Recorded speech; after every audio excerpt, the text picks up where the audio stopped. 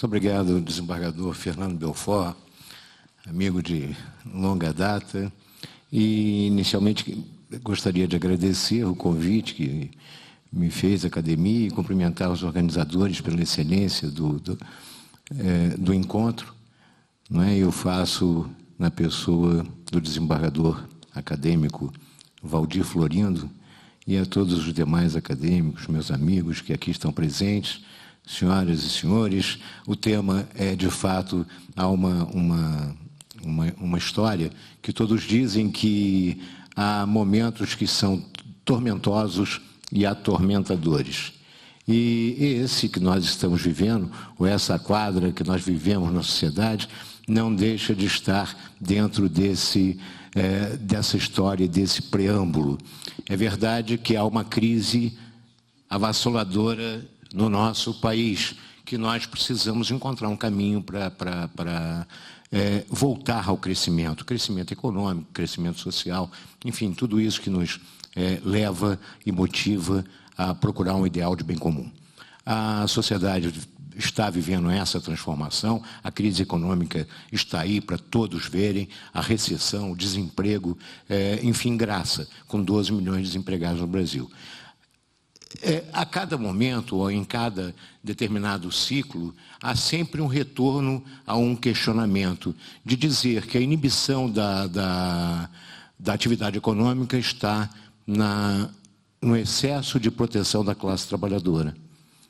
Ou seja, a classe trabalhadora seria um óbice ao desenvolvimento econômico, porque o direito do trabalho inibe a produtividade.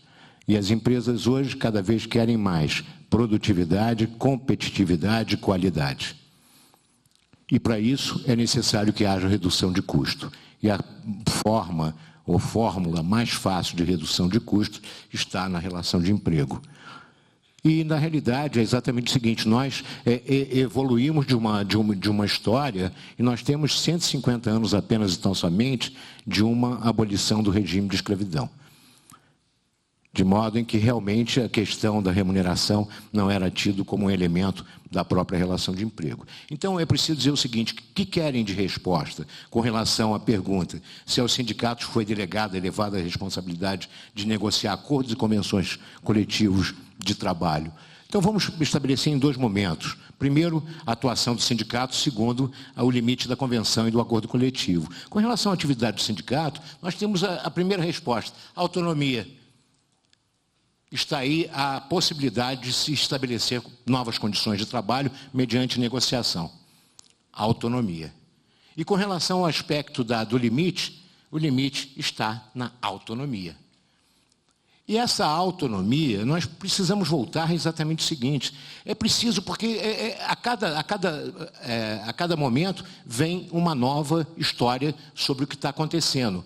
Por exemplo, essa negociado versus legislado não é uma novidade. Ela, desde o ano de 2000, quando houve a primeira tentativa de modificação da lei do artigo 618 da CLT, veio com uma força absoluta com relação a privilegiar negociações coletivas em detrimento da própria lei. E isso, naturalmente, ficou no limbo durante um determinado tempo, hibernando, e agora volta com uma força também adicional. Houve uma medida provisória, 680, que foi para a Câmara dos Deputados, que tratava do PPE, do Programa de Proteção ao Emprego, e nesse interregno ela recebe o que na linguagem parlamentar se chama a introdução de um jabuti. E o jabuti introduzido na medida provisória foi o negociado versus legislado. E isso, naturalmente, tem um projeto hoje que se repete, que é do deputado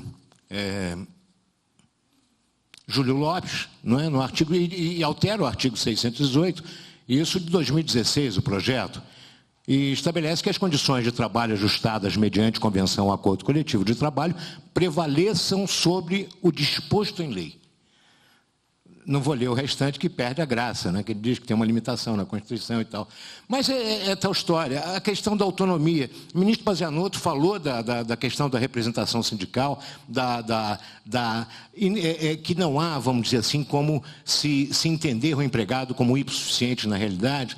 De fato, concordo absolutamente com ele em quase tudo.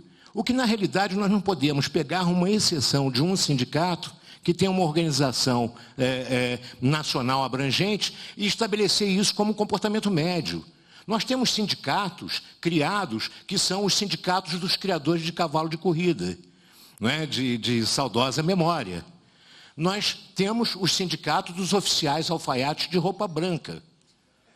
Então, o que quer dizer é exatamente o seguinte: qual a legitimidade e a representatividade desses sindicatos para representar uma categoria e negociar por ela, dentro de um sistema que tem foros constitucionais de pluralidade sindical, mas que, na realidade, fala de unicidade sindical, com um imposto sindical obrigatório, em que basta se organizar como sindicato para ter uma arrecadação de toda a categoria, obrigatoriamente, sem precisar de uma coisa chamada associado. E associado vai atrapalhar, porque quer fazer assembleia, quer reivindicar, quer ter pauta de reivindicação e quer votar. Quer ser eleito presidente, não é eleição direta. E, na realidade, não há eleição direta porque só os associados daquele sindicato, que é um número restrito, porque ele já recebe a contribuição sindical, então tem como sobreviver. Bem, qual a legitimidade é a pergunta que tem o sindicato, a autonomia que tem esse sindicato para representar em nome de uma categoria que ele sequer conhece? Não é? Nós temos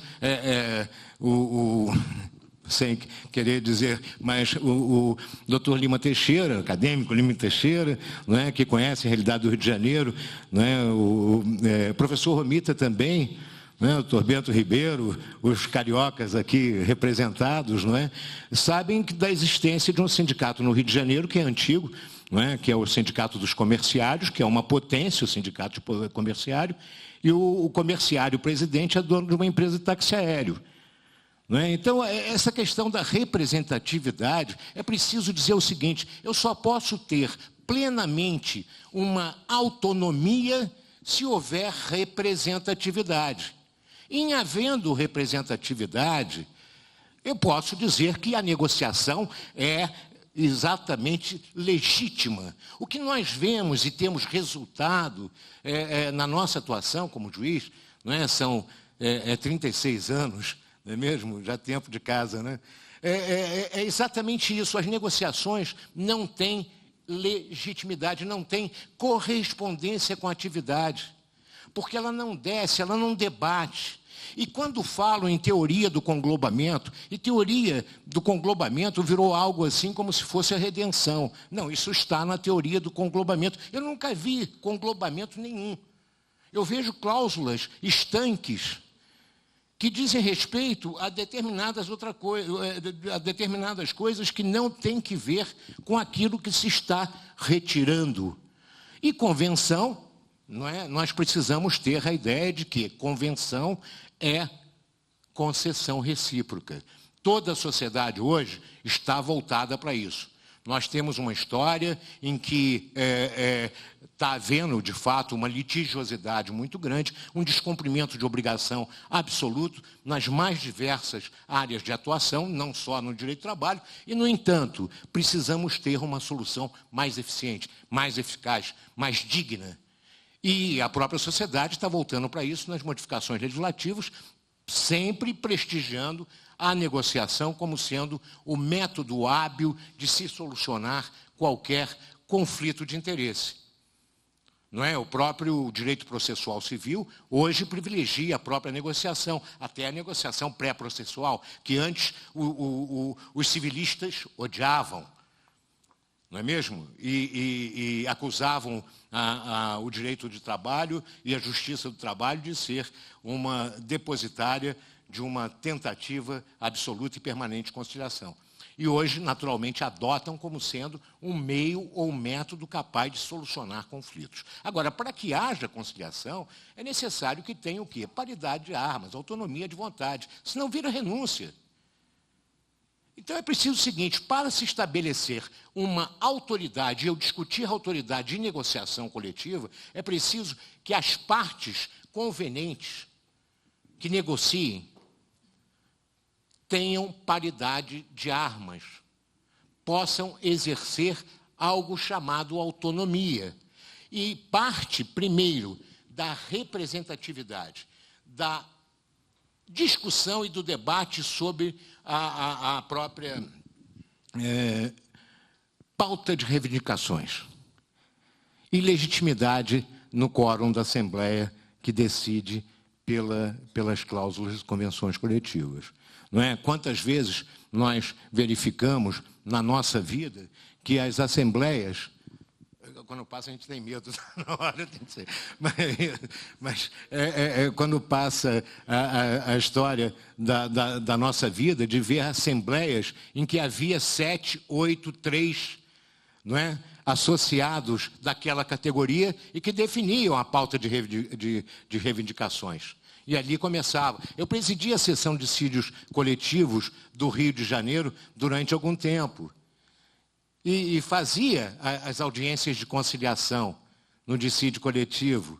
E, na realidade, a gente via isso. Não havia discussão sobre a pauta, sobre a temática, sobre a pauta de reivindicações. Apenas e tão somente em pouquíssimos sindicatos. A maioria dos nossos sindicatos hoje, eles são criados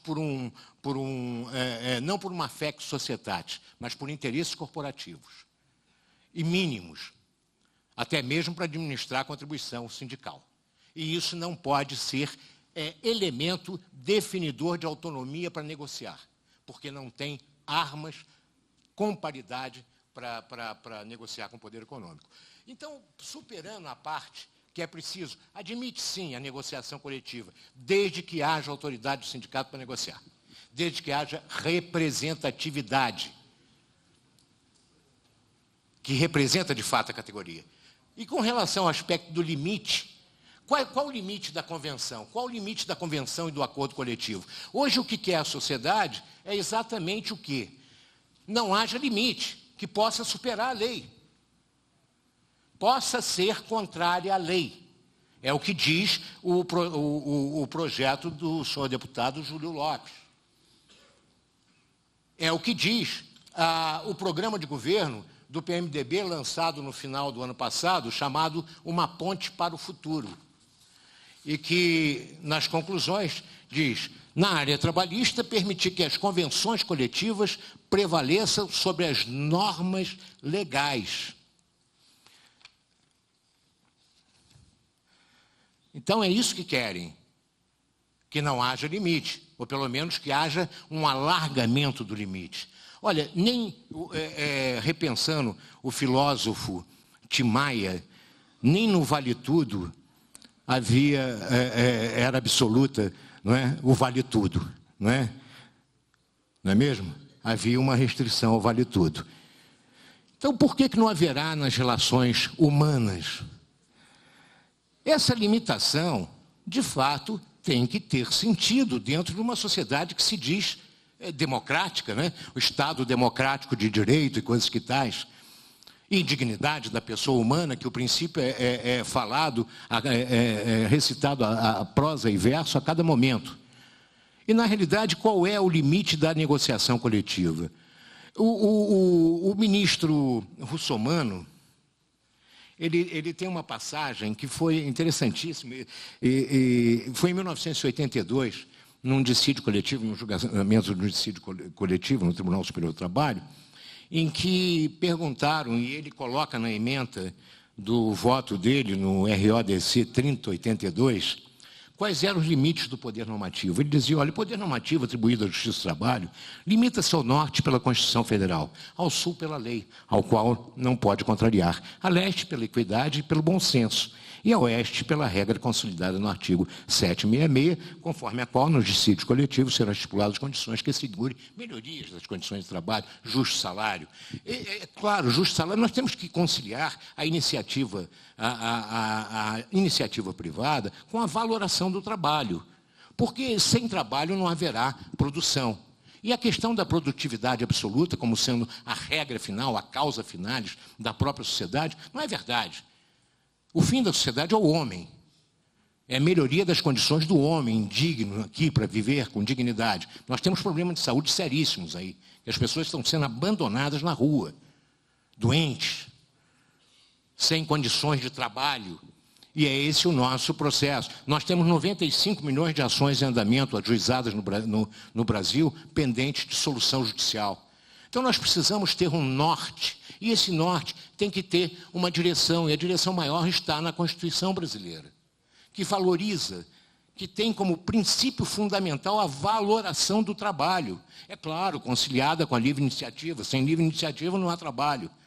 Mas também sem uma política séria, uma política seríssima de emprego, não haverá produção.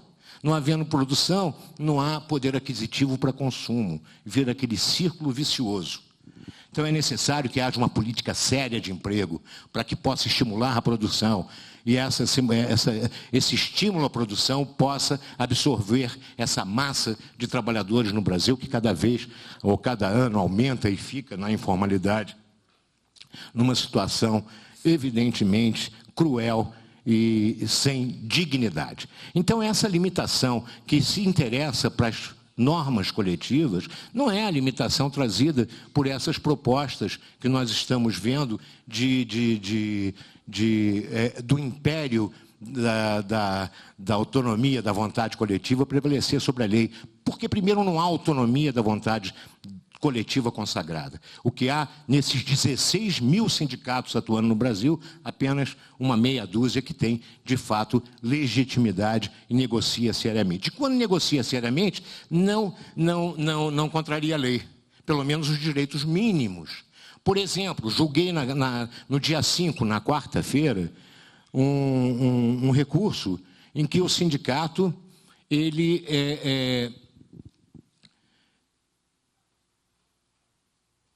abriu mão da contribuição sindical. Renunciou à contribuição sindical. Olha, não quero a contribuição sindical. Basta para mim a contribuição associativa. Agora, o que disse o Tribunal Regional na ocasião? Não pode. Isso é o império da lei. Não é? É uma norma cogente, imperativa, é um tributo. Não pode haver essa renúncia ao tributo. De fato tem natureza de tributo, mas no tributo pode haver anistia, né? E se pode... Opa, tempo esgotado, tá legal. Mas pode haver anistia. E por que não validar a norma coletiva que estabeleceu que a parte abriria a mão da convenção coletiva, perdão, da contribuição sindical? Não demonstra que o sindicato estará com muito mais legitimidade de negociação quando isso acontece? Que há outro tipo de seriedade nesse tipo de discussão, e parece que absolutamente essas normas precisam ser reconhecidas. Agora, quando se fala em normas aqui que querem privilegiar, são aquelas que dispõem de renúncia. E não há nenhum conglobamento. A história do ministro, eu já estou terminando só para concluir aqui o pensamento, mas a história do ministro Teori Zavascki, né? Naquelas horas in itinere da Olhos d'Água, nessa da horas in itinere da Olhos d'Água, lá da fazenda Olhos d'Água, o que aconteceu ali foi exatamente demonstrado no debate da causa que havia um conglobamento e que havia uma correspondência que foi descrita. E não era só porque diziam, não, mas essa correspondência era energético, tipo Red Bull. Não era só o energético, havia várias outras, vamos dizer assim, compensações. Estou dizendo isso apenas para... Mas estava descrito ali, era um caso simplesmente que não pode ser levado a regra comum, porque a regra comum é renúncia. Eu tiro direitos básicos. E a questão ela vai variar de acordo com a própria necessidade da empresa e, naturalmente, na disponibilidade da negociação. Porque a negociação, ela pressupõe, de fato, que haja autoridade para negociar, que tenha assembleia de negociação. E para negociar é preciso ter uma coisa chamada autonomia. Não é como diziam os portugueses antigos, não é? Quem não tem competência, que não se estabeleça. Então, é mais ou menos por aí. Se eu não tenho autonomia, eu não posso estabelecer uma convenção coletiva que vai abranger toda uma categoria. E é preciso que nós pensemos, acima de tudo, com mais seriedade, sobre, dentro dessa reforma trabalhista, a reforma sindical. Até mesmo para que tenha ela mais qualidade para exercer esse grande papel da negociação. Muito obrigado, senhores.